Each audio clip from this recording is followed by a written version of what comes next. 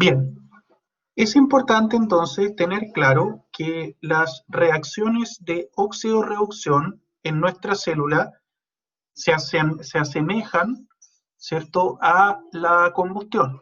¿Ya? En este caso, una combustión, ¿cierto?, también es una reacción de óxido-reducción.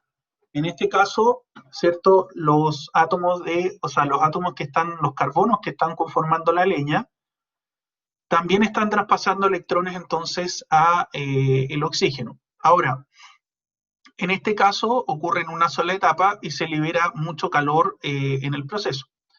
En el catabolismo, las células capturan los electrones entonces a través de estos transportadores de electrones que son el NAD, el FAD y el NADPH. ¿Ya? Es importante entonces tener presente que el catabolismo realiza reacciones de oxidación, ¿ya? Y el anabolismo realiza reacciones de reducción. O sea, el catabolismo produce NADH, NADPH y FADH2 y el anabolismo lo consume. El ATP juega un rol central, ¿cierto?, la transferencia de energía.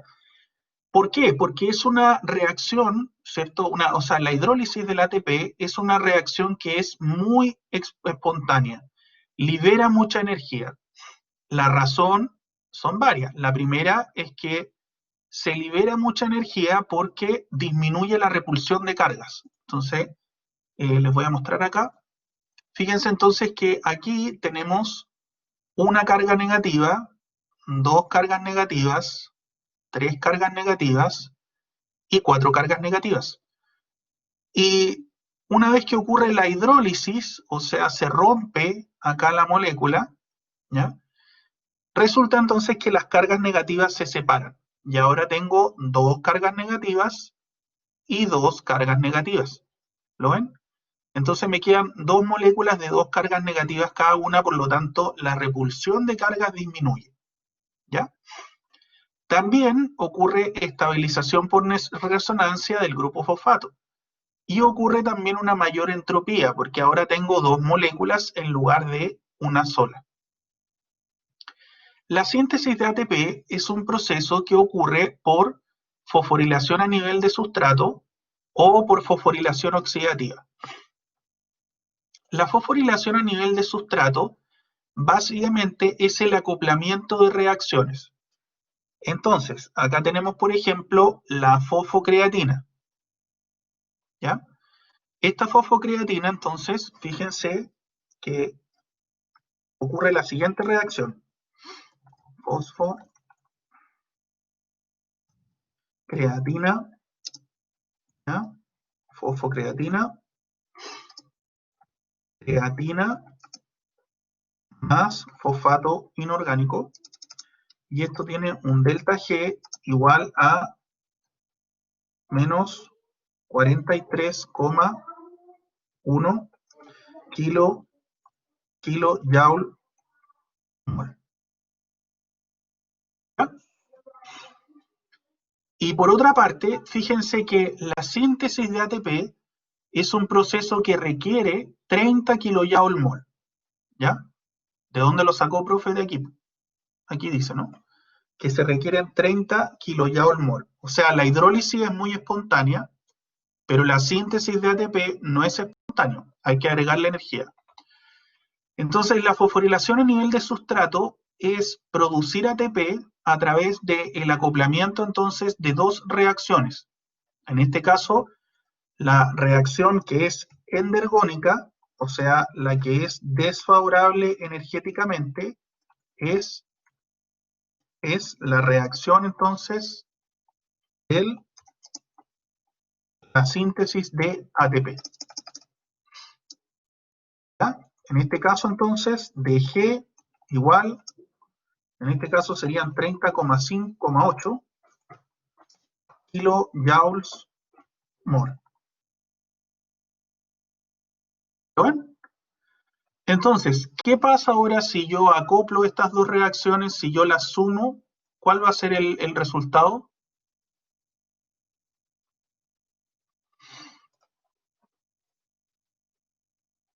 ¿Cuánto me va a dar?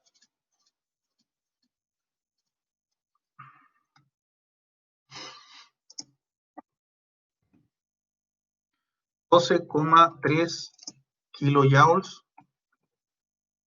Bueno,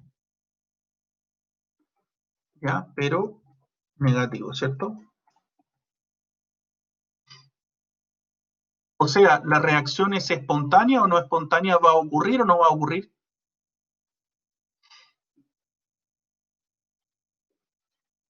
Si aquí me dio negativo la suma, o sea, la fosfocreatina puede producir ATP.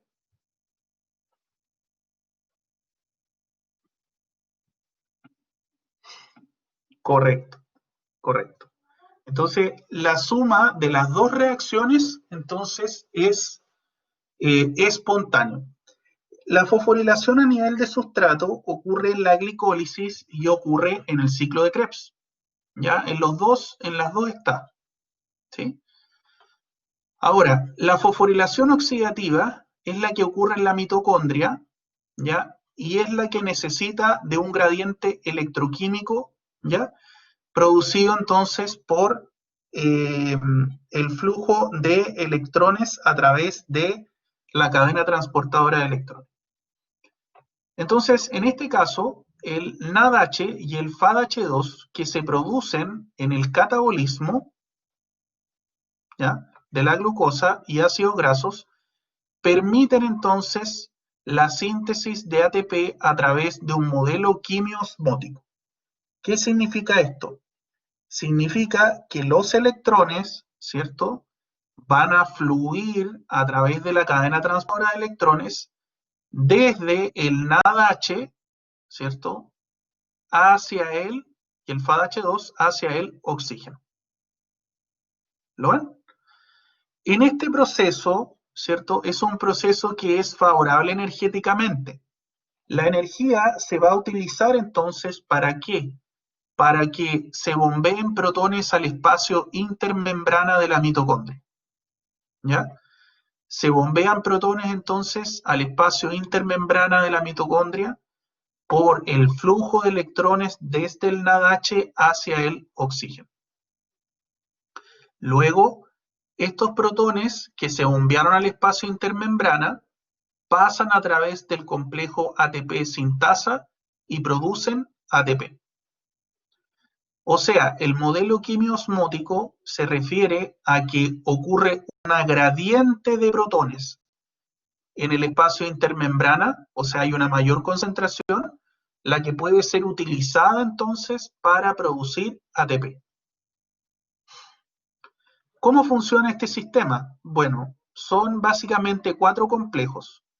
El complejo 1, ¿ya?, el complejo 3 y el complejo 4 son los que van a llevar entonces los electrones que están contenidos en el NADH hacia el oxígeno.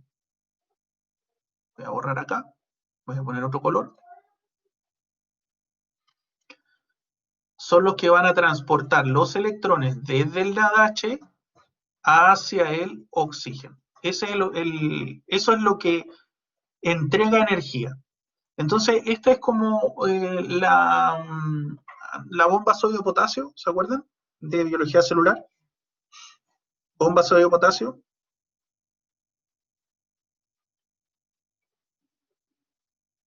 Ya. Pero esta, en vez de gastar ATP, gasta NADH. Y esta, en vez de bombear sodio y bombear potasio, bombea protones. Ese es el concepto.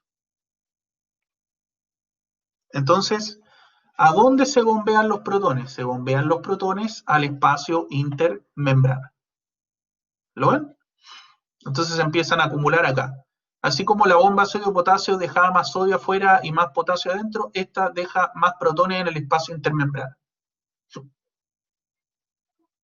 ¿Ya? El FADH2, entonces, va a estar, es un grupo prostético y va a estar unido entonces a el complejo 2. ¿Y qué va a hacer entonces? El flujo de electrones va a ir entonces del complejo 2, 3 y 4 desde el FADH2 hacia el oxígeno. ¿Ya? Finalmente, los protones, entonces, que se bombearon al espacio intermembrana, van a fluir entonces a través del complejo ATP sintasa y van a producir ATP. ¿Ya? Bien, entonces lo que nos queda es entender entonces que las rutas catabólicas tienen intermediarios comunes. Entonces, por ejemplo, la ruta del catabolismo de la glucosa, ¿cierto? Fíjense que se produce glucosa 6-fosfato, se produce piruvato, piruvato, acetil-CoA y acetil-CoA citrato. Y este mismo citrato, por ejemplo, puede ser utilizado después para sintetizar ácidos grasos, ¿cierto? Para sintetizar acetil-CoA, para sintetizar ácidos grasos y colesterol. Por lo tanto, están unidas entre sí las rutas metabólicas, ¿ya? En la unidad 4, entonces, vamos a ver todas las rutas que están relacionadas, entonces, con el metabolismo de los carbohidratos. Básicamente, la degradación de la glucosa, la síntesis de la glucosa, la síntesis de glucógeno y la ruta de las pentosas. En la unidad 5 vamos a ver lo que tiene que ver entonces con la síntesis y la degradación de ácidos grasos. Y en la unidad 6 entonces vamos a ver lo que tiene que ver con la síntesis y degradación de aminoácidos. ¿Ya? Por eso les decía que este curso, esta unidad era como un curso de bioquímica en chiquitito. ¿Ya? Si entiendo esta parte, se me va a hacer más fácil ir entendiendo lo que viene. ¿Estamos de acuerdo?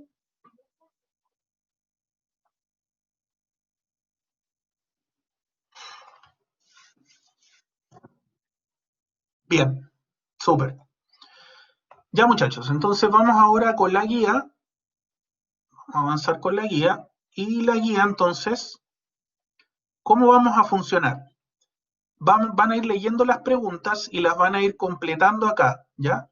Y después yo le hago una revisión y vamos cerrando cada uno de los procedimentales, ¿ya? Partimos. Ustedes escriben, ¿ya?